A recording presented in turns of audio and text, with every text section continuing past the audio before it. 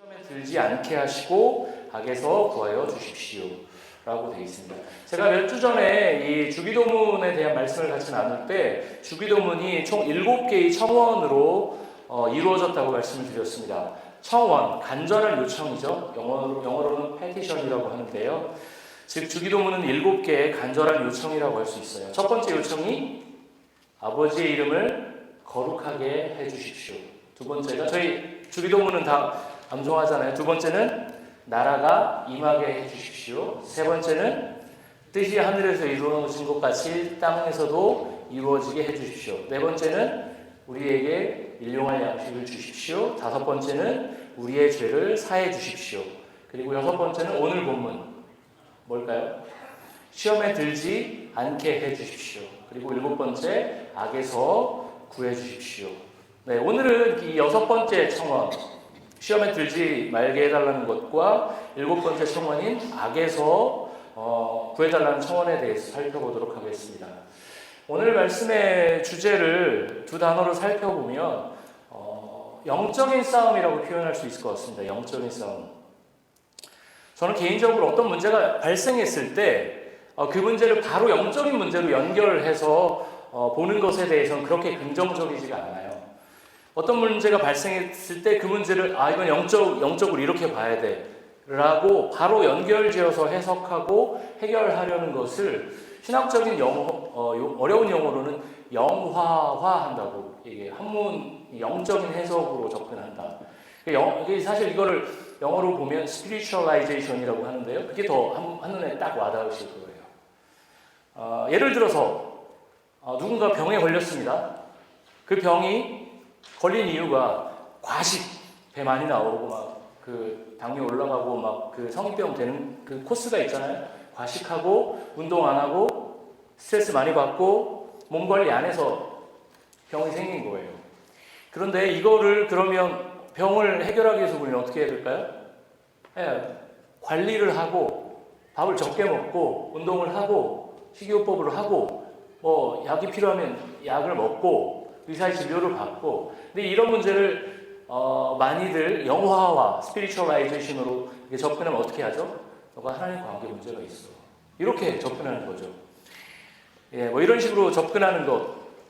사실 그냥 일반적인 상식, 합리적인 이성을 통해서 판단할 문제도 한국교회의 많은 부분에 있어서는 이건 영적인 문제야 라고 하면서 과학에 어떤 문제가 발생했을 때 그것에 대해서 영적인 의미를 부여하는 경우가 많이 있었습니다. 저는 그런 과한 영적 접근에 대해서는 별로 동의하지 않습니다. 그런데 오늘 본문을 해석하다 보면 성경 전체를 읽어가면서도 그렇고요.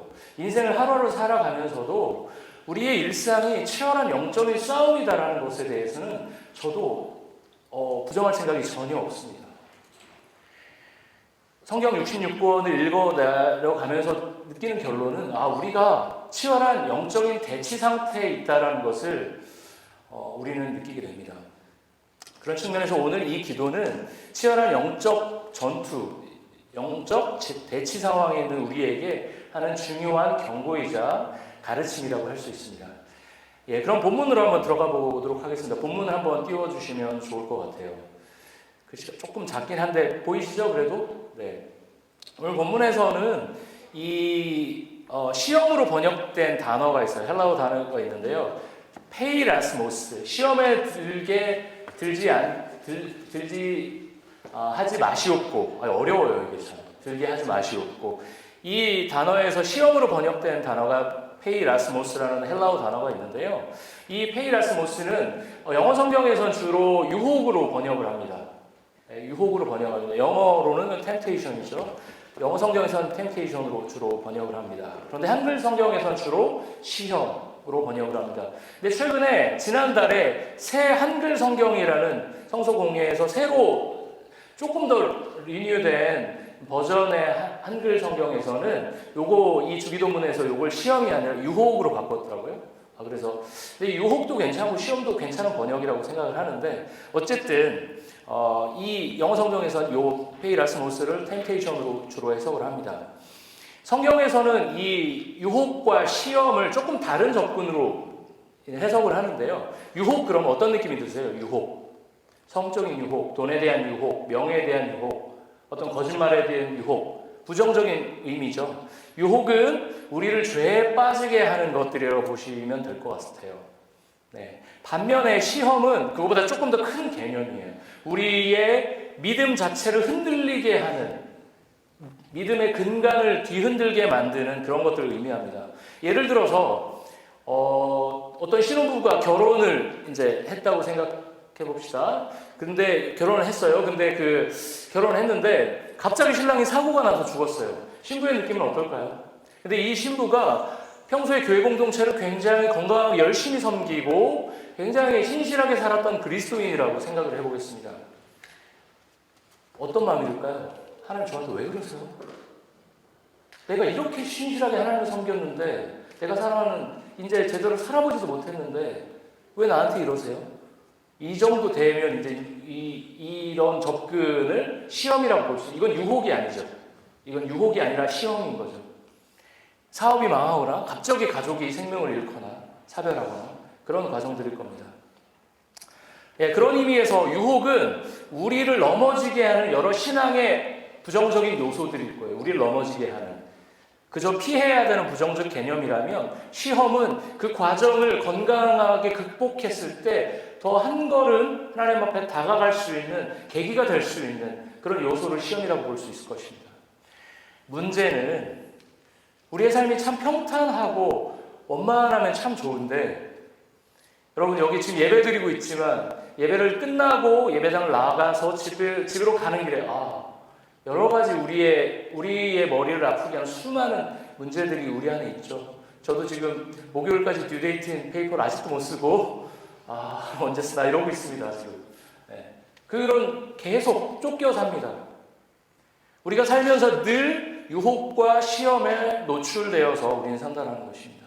하나님이 우리를 유혹과 시험에서 완전 분리시키셔서 우리를 완전 무결점에 죄와 어떤 유혹이 전혀 없는 영적인 진공 상태에서 우리를 살게 하면 굉장히 좋을 텐데 전혀 그렇지 않다라는 거죠. 하나님 좀처럼 그렇게 하지 않으신다라는 거죠. 요한복음 17장 15절을 볼 수 있을까요? 네. 보면 같이 한번 읽어보겠습니다. 내가 아버지께 비는 것은 그들을 세상에서 데려가시는 것이 아니라 악한 자에게서 그들을 지켜주시는 것입니다. 여기서 네라고 표현되는 것은 예수님입니다. 요한복음 17장 굉장히 유명한 예수님의 기도문인데요. 예수님께서 성부 하나님께 비는 것은 성도들을 세상에서 데려가는 게 아니라 세상 한가운데에서 그들을 지켜주시는 것이 예수의 역할이다라고 얘기를 하고 있습니다. 하나님 나라의 정신은 그리스도인들을 세상에서 분리시켜서 살게 하는 것이 아니라 세상 한복판에서 구별된 삶을 살도록 돕겠다고 예수께서 말씀하셨습니다. 그런 의미에서 오늘 주기도문 우리에게 주신 시험에 관한 악에 대한 말씀을 우리는 세 가지 측면에서 보도록 하겠습니다. 오늘 말씀을 첫 번째 해석의 차원으로 보면 세상은 악하다라는 것을 우리가 볼 수 있을 것 같습니다. 주보에 보면 제가 적어드렸는데요. 세상은 악하다. 사실 너무나 우리가 뼈저리게 알고 있는 본문이기도 하죠. 흔히 어제 뷰 졸업식이 있었는데 뷰 기독교 세계관을 가르치는 학교에서 기독교 세계관에서 첫 번째로 가르치는 것이 세상은 악하다는 게 아니라 세상은 선하게 창조되었다는 것을 강조합니다. 예, 저도 그거에 동의하죠, 당연히. 하나님께서는 세상을 선하게 창조하셨는데 인간이 하나님께 반역하고 하나님의 창조 질서를 깨뜨렸다는 접근입니다. 저는 선한 창조에 대한 이런 기독교 세계관의 접근에 대해서 동의합니다. 하나님은 분명히 세상을 선하게 창조하셨습니다. 하나님의 선한 창조가 지금 우리가 살고 있는 세상의 여러 곳곳에 여전히 묻어 있습니다. 하나님은 우리를 선하게 창조하셨어요. 우리가 선하게 행동하고 선하게 살아갈 때가 있습니다. 그래서 우리는 세상을 악하다고만 보고 거리를 두고 세상은 악하니까 세상 어차피 망할 거니까 나 구원 받았네, 너 구원 받았네, 우리 구원 받았네로 교회 안에서만 안전하게 살겠다. 이것은 건강한 접근이 아니겠죠. 거리를 두고 살 게 아니라 여전히 하나님이 창조하신 세상 속에서 우리는 희망을 발견해야 합니다. 그러나 우리가 또 한 가지 발견해야 될 사실은, 간과하지 말아야 될 사실은, 우리가 살고 있는 세상은 충분히 약하다는 것입니다. 여기서 우리는 전적인 타락이라는 신학적 개념을 많이 사용합니다. 영어로 얘기하면 total depravity라는 표현인데요. 전적인 타락, 전적인 타락, 전적으로 타락했다, total depravity라는 이 표현은 우리가 살고 있는 세상의 모든 부분, 세상이 100이라고 하면 100이 다 타락된 상태로 움직이고 있다는 것은 아닙니다. 전적인 타락은 그렇게 보이지만 그런 개념은 아닙니다. 예를 들어 전적인 타락을 우리의 몸에 비유해 보도록 하겠습니다. 제가 전적으로 타락한 인간이라고 생각해 보겠습니다. 그러면 전적인 타락이 된 상태를 몸이 빨갛게 물든 상태로 이렇게 비유를 하자면, 전적인 타락은 뭘까요? 온몸이 완전히 제가 새빨개지는 걸까요?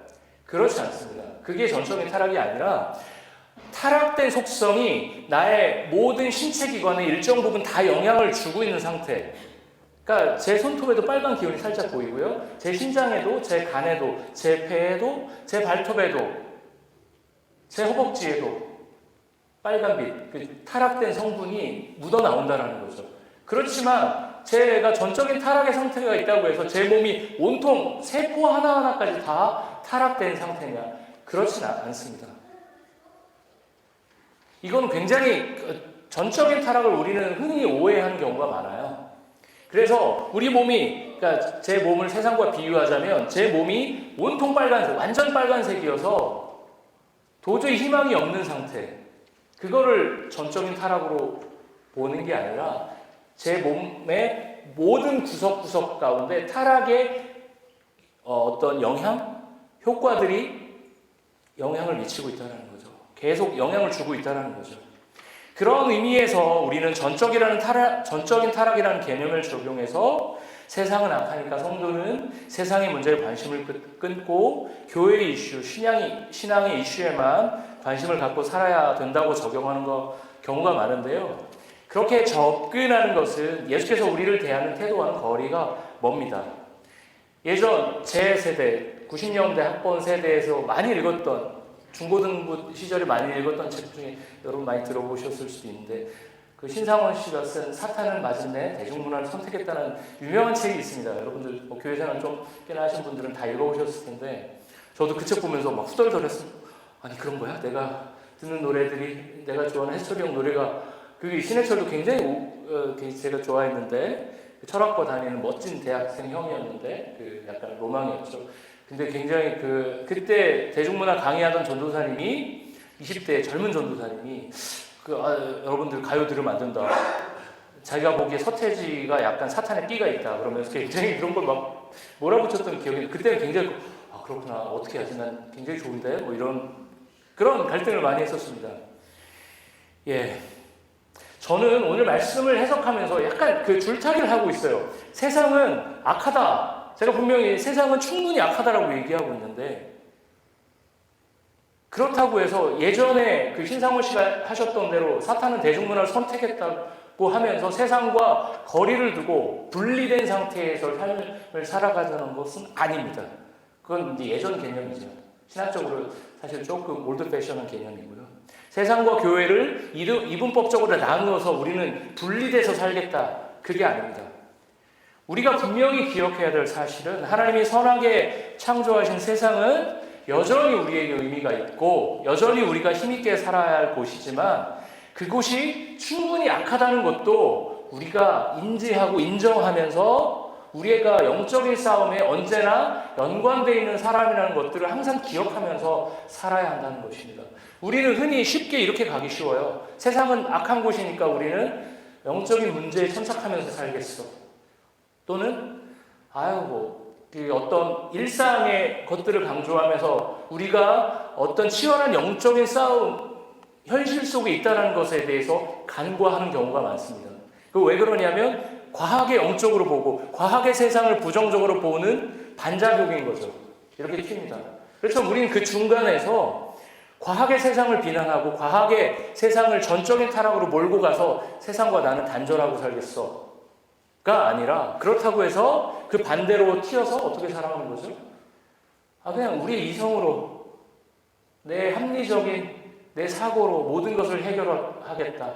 영적인 질서에 대해서 무시하겠다. 이것도 건강한 태도는 아니라는 거죠. 오늘 본문을 보면 성경에서 흔히 언급하고 있는 공중의 권세 잡은 자라고 표현하는 사탄의 세력의 힘에 대해서 오늘 본문은 얘기하고 있습니다. 그 세력이 늘 우리를 노리고 있다고 얘기합니다. 사탄은 우리의 약점을 늘 공격합니다. 돈이 우리의 우상이 되기도 하고요. 자녀 교육이 우리의 발목을 잡기도 합니다. 자기 열등감이 뿜뿜하면서 다른 사람과의 건강한 관계를 망치기도 하고요. 세상에서 존재감을 이렇게 드러내고 싶은 인정 욕망으로 무너져 가기도 합니다. 돈, 자녀 교육, 인정 욕망, 누구에게나 필요한 일정 부분 필요합니다. 그렇지만 그것이 어느 정도를 넘어서면 우리는 어떻게 되죠? 그것에게 잡아먹히고 맙니다. 그래서 우리는 늘 내가 어느 영역에 넘어지는지 집착하는지 자신을 돌아봐야 합니다. 늘 하나님 앞에서 말씀 앞에서 자기를 객관화하면서 자신이 요즘 어떤 이슈에 함몰되어 사는지 늘 돌아봐야 합니다. 내가 어떤 일상을 살아가면서 어떤 영적인 싸움이 없다면 그것 또한 우리는 돌아볼 필요가 있습니다. 우리가 흔히 전쟁에서 비유를 해보겠습니다. 지금 러시아와 우크라이나 전쟁이 한창 2달째 이어져서 가고 있지만 실제로 그 통계를 보면 세계 2차 세계대전 때도 사람 한 명을 죽이기 위해서는 실탄 10만 발인가요? 제가 정확히 그 통계를 찾아보지 않았는데 10만 발이 날아갔을 때 한 명에게 맞는다고 합니다. 그건 왜 그럴까요? 실제로 조준사격을 향해서 누구에게 진짜 총을 쏘는 경우는 거의 없고 사무에 숨어서 총을 이렇게 쏜다고 합니다. 실제 전쟁 영화는 이렇게 쏘지만 거의 이렇게 쏜다고 합니다. 총알이 나올 때 머리를 들이미는 경우는 없다고 합니다. 사무 안쪽에 돌격 앞으로 해서 뭔가 영적인 싸움을 치열하게 싸우는 것이 아니라 총을 위에다 놓고 피하는 거죠. 우리가 우리의 영적인 싸움을 해야 될 순간들을 미루고 회피하면서 내 일상은 평안하다. 나는 충분히 만족스러워 라고 우리는 살아갈 수도 있습니다. 내가 반드시 경험해야 되는 이거는 내가 하나님과 이웃과의 관계에서 충분히 씨름해야 될 어떤 문제들을 적극적으로 달려들지 않고 참호 속으로 들어가서 나는 평안하다라고 외치면서 살아갈 수 있습니다. 그런 경우에 우리가 영적인 싸움에 항상 놓여져 있다는 것을 잊게 합니다. 이게 사단의 굉장히 큰 전략 같아요. 우리에게 삶의 풍족한 조건이 주어집니다. 더 이상 걱정할 게 없어요. 영주권도 나오고 집도 사고 직업도 좋은 직업을 얻고 자녀들은 좋은 대학에 가고 더 이상 내가 고민할 문제들이 점점 사라집니다. 근데 저는 이 시점, 전 사실 아무것도 없거든요. 그런데도 고민이 많아요. 아무것도 없지만. 그런데 그 모든 조건이 완벽하게 갖추어졌을 때 그때에도 우리에게는 영적인 싸움은 필요하다고 생각합니다. 그 영적인 싸움이 사라졌다라면 우리가 총을 이렇게 놓고 싸우고 있지는 않는지 우리는 돌아봐야 될 것 같습니다.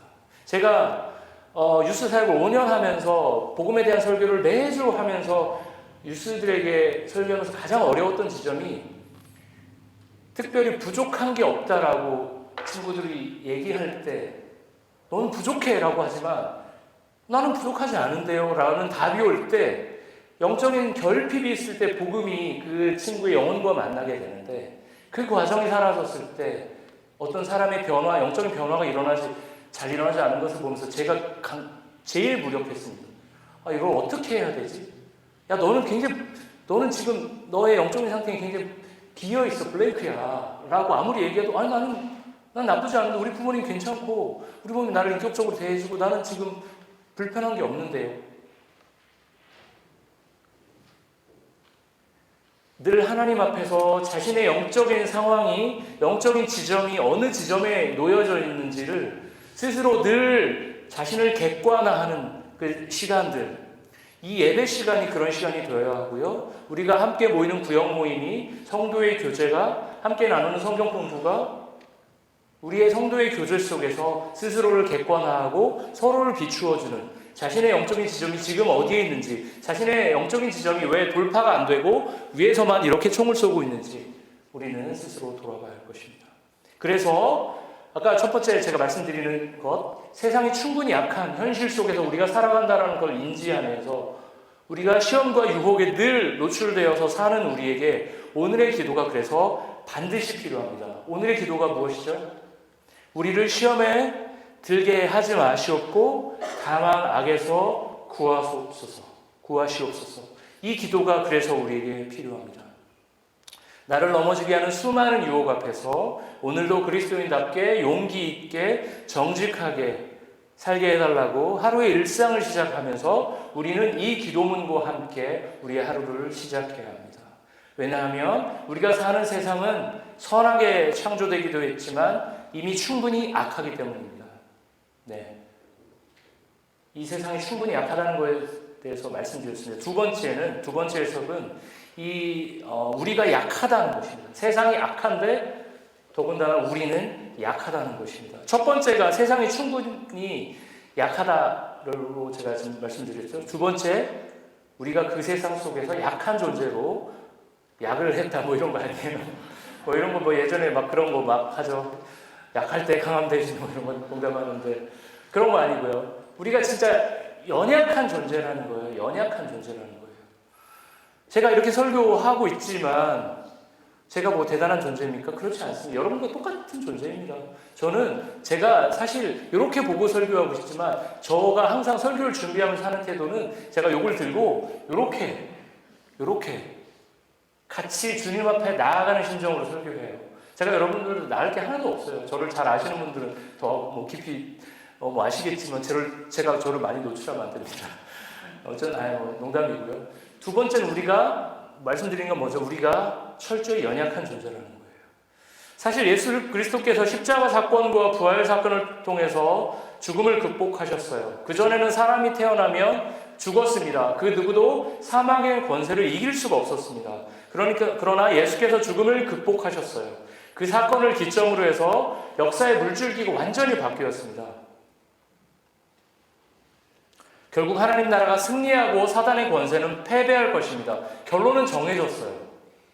그러나 분명한 사실은 여전히 사단의 세력, 공중의 권세 잡은 자의 세력은 우리에게 치명상을 입힐 정도로 굉장히 강력한 힘을 여전히 지금도 발휘하고 있다는 사실입니다.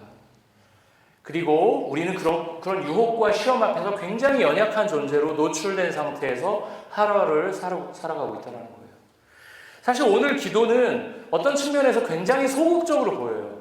저는 시험과 맞서 열심히 싸우겠습니다. 저는 악과 맞서 싸우겠습니다. 라고 오늘 기도하나요? 그런 결기가 보이지 않아요. 악과 싸워 이기겠다는 결연한 의지가 보이지 않아요. 그저 우리를 보호해 달라는 소극적인 기도로 보입니다. 그래서 저는 어린 시절에 이 기도문 보면, 어린 시절에 뭔가 자신만만할 때는 이 기도문 보면 기도문 너무 지고 들어가는 거 아니야? 좀 이렇게 악과 싸워야지 뭘 이렇게 보호해달라고 건져달라고 이거 좀 아니야? 이렇게 생각한 적이 많았는데 저도 나이가 많지는 않지만 40대 중반으로 오면서 한 살 한 살 먹어갈수록 이 기도가 너무나 절실한 기도고 너무나 필요한 기도라는 것을 하루하루 깨닫습니다.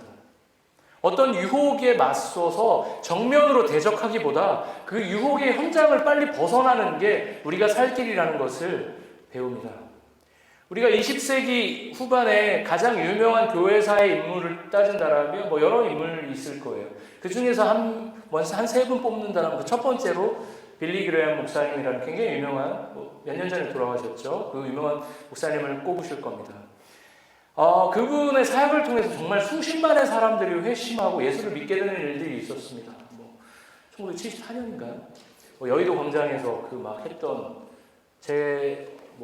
아는 분들도 그 선배, 부모님 세대 그 여의도 집회 참석하시고 그러셨더라고요. 정말 하나님께서 귀하게 쓰신 분입니다. 네. 그런데 그분이 그렇게 영향력 있는 사역을 하고 진짜 정말 대단한 사역을 했는데 사실 그분에게 조금 더 대단한 사실은 그분이 살아생전에 한 번도 어떤 스캔들, 성적인 문제나 돈에 대한 문제에 연루되지 않으셨다는 거예요. 저라면 제가 이런 말 하면 좀 그렇지만 저라면 제가 그 정도 위치되면 정말 하나 문제를 빵 터뜨렸을 것 같거든요. 저는 그렇게 연약한 존재인데 그분은 그런 정말 문제 하나 일으키지 않았습니다. 그분의 비결은 뭐였을까요? 그럴 만한 조건을 전혀 만들지 않는 거예요. 피하는 겁니다. 맞서 싸우는 게 아니라 성적인 유혹이 드는 환경 자체를 아예 만들지 않는 것. 그런 태도가 그를 말년까지 지켜주었습니다. 누군가가 쇼핑을 습관적으로 해요. 우리는 사실 과하게 쇼핑하는 경향이 있어요. 필요한 거 이외에 계속 핸드폰도 계속 막 보고 계속 이런 경향이 있어요. 그런 습관에 빠지지 않으려면 어떻게 해야 됩니까? 그걸 계속 사이트에 들어가 있으면서 내가 극복할 수 있어 라고 기도해야 되나요? 죄송합니다. 힘이 너무 많이 탔네. 어떻게 해야 되나요? 그 창을 닫아야죠. 뚜껑을 닫아야죠. 벗어나는 거예요. 그리고 밖에 나가서 산책을 하는 거죠.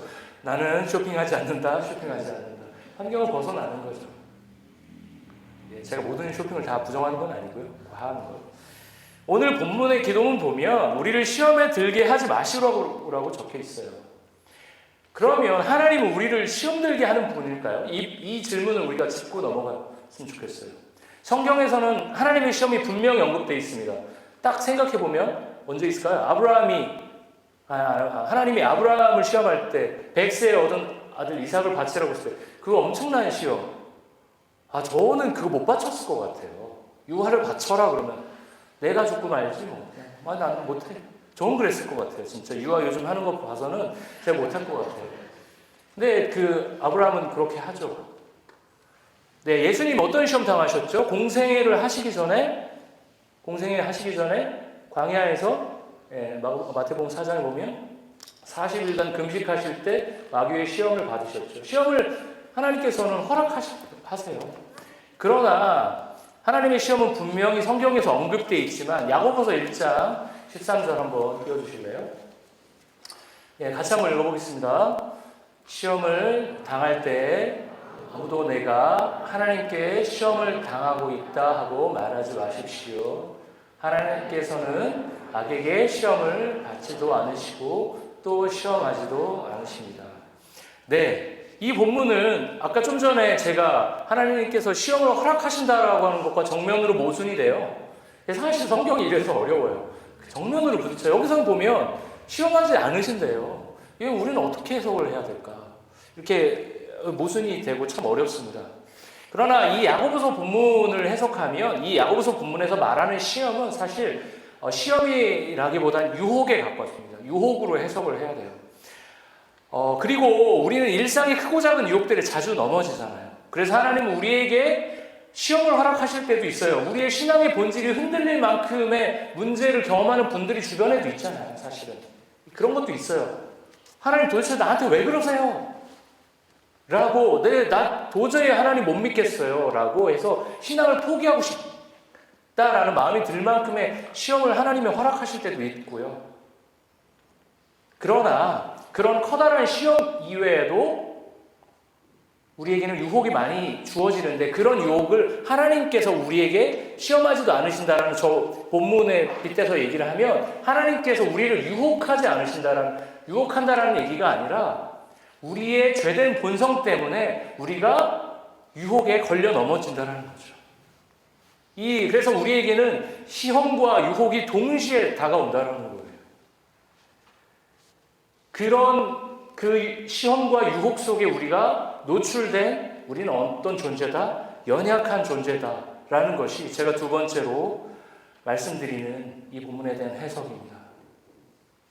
하나님 우리에게 신앙의 본질이 흔들릴 만큼 큰 시험을 허락하실 때도 있지만 커다란 시험 이외에도 자잘한 유혹들이 우리 주변으로 다가옵니다. 우리의 죄된 욕망들이 그런 유혹 때문에 자꾸 넘어집니다.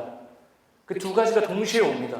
우리가 그런 문제들 때문에 굉장히 노출된 연약한 존재다. 우리의 영적 현실이 그렇다는 것에 대해서 우리가 기억하고 그런 죄된 결과에 넘어지지 않기 위해서 우리는 그 현장을 벗어나야겠죠. 네, 이 세상이 충분히 약하다. 그리고 우리는 충분히 연약하다. 우리는 굉장히 연약한 존재다라는 걸 두 번째로 말씀드렸고 나머지 세 번째 해석으로 넘어가겠습니다. 마지막 이 두 가지의 큰 전제 속에서 그러면 우리는 어떤 삶을 살아야 될까의 부분으로 넘어가도록 하겠습니다. 하겠습니다. 주보에도 나와 있는데요. 그런 치열한 영적 현실 속에서 우리는 하나님께 충분히 붙어 있어야 합니다. 하나님께 붙어 있는다라는 것. 저는 누군가에게 의존하는 걸 굉장히 싫어하는 사람이었습니다. 네. 간사로 오랜 기간 살면서, 성교단체 간사로 오랜 기간 살면서 가장 힘들었던 건 누군가에게 재정 후원을 받는다는 것이었어요.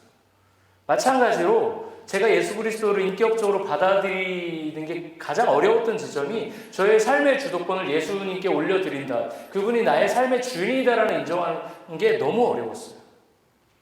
하나님께 붙어있다라는 것. 제가 예전에 참 싫어하는 삶의 방식이었어요. 내 마음대로 할 거야. 내 세상이야. 나는 충분히 할 수 있어. 나는 세상에서 내 밥그릇 내가 충분히 만들 수 있고 난 아쉬울 거 없고 내가 잘할 수 있어.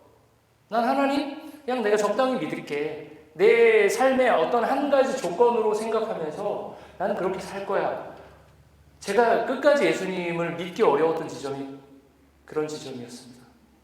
저의 삶의 주도권을 누군가에게 내준다라는 것 굉장히 자존심이 상했습니다. 근데 계속 세월이 흐를수록 내가 나의 삶을 책임질 수 없는 굉장히 연약한 존재라는 것들을 매일 느낍니다. 내가 하나님께 붙어있지 않으면 우리는 늘 쓰러질 수밖에 없는 존재구나. 그것을 매일 느낍니다. 매일. 정말. 여기 계신 많은 분들이 한가닥 하신 분들이 많아요. 여기에. 정말로. 주빌리는 특별히 훈련을 정말 잘 받으신 분들도 많고 성교단체에서 정말 여러 좋은 성교단체 훈련 받으신 분들도 많고 예전에 한국에서 굉장히 훈련을 모 교회에서 한가닥 하신 분들이 많습니다. 저도 성교단체 있을 때 참 열심히 훈련을 받았었던 기억이 있습니다. 말씀도 열심히 보고 기도도 열심히 하고 과거를 추억해보면 여기 막 라떼는 말이야 하면 막 진짜 1시간씩 다 하실 수 있을 거예요. 교회에서 어떻게 하고 막 신앙적 무용담들이 이 교회를 가득 채우고 남을 겁니다. 그런데 문제는 과거의 헌신이 오늘의 신앙을 담보하지 않는다는 거예요. 저도 착각했어요. 저도 할 만큼 했으니까 난 여기 와서 좀 쉬자. 제가 밴쿠버 넘어오면서 비행기 난 좀 쉬자. 한 2년을 정말 푹 쉬었어요. 진짜 저희 집 냉장고 와보면 자석이 한 40개가 붙어 있거든요. 놀러 간 곳마다 제가 여행 다닌 곳마다 자석 사서 붙여놓은 거예요. 정말 푹 쉬었습니다. 저희 후원자들 성환아 너 고생했으니까 푹 쉬어라. 정말 이렇게 해줬어요. 근데 그 2년을 푹 쉬고 이제 좀 살아보자 했을 때 제가 착각했던 게 내가 간사로 정말 10몇 년을 열심히 살았으니까 그 이전에도 그 학생으로도 굉장히 열심히 했으니까 전도 열심히 하고 또 열심히 하고 다 열심히 했으니까 근데 과거의 헌신이 지금 오늘의 신앙을 결코 담보하지 않는다는 거. 제가 그걸 느끼면서 밴쿠버에서 정말 영적으로 바닥을 쳤습니다. 우리는 과거의 영광에 취해 있을 게 아니라 지금 현재의 영적인 현실에서 하나님과 붙어서 지내야 합니다. 그런 의미에서 우리는 일상의 루틴 속에서 하나님의 말씀을 읽고 하루의 삶을 위해 주님이 가르쳐 주신 기도문을 암송하면서 하루를 시작할 필요가 있습니다. 우리가 우리의 신앙이 과거의 열심으로 계속 누적돼서 이렇게 급속도로 성장해 간다라면 우리에게 일주일에 한 번씩 여기에 모여서 우리의 신앙이 무엇인지를 점검하고 새롭게 하는 시간은 사실 그렇게 필요하지 않을 수도 있습니다. 그렇지만 하나님은 우리의 연약함을 아시고 공동체를 허락하시고 우리에게 어떤 신앙의 의례, 리추얼을 만들어 주셨어요. 그래서 일주일에 한 번씩 이곳에 와서 우리가 어떤 존재인지 하나님 앞에서 얼마나 연약한 존재인지를 계속 반복적으로 볼 수 있게 합니다. 사실 제가 설교를 시작한 지 이제 담임 목회를 시작한 지 2월부터니까 몇 달 안 됐지만 제가 매주 이런 방향 저런 방향 이런 방향 저런 방향으로 설교를 아주 다양하게 이런 표현 저런 표현 써서 하겠지만 사실 결론은 똑같은 거 아닙니까? 하나님을 열심히 믿자. 하나님 사랑, 이웃 사랑으로 결국에 갈 거예요.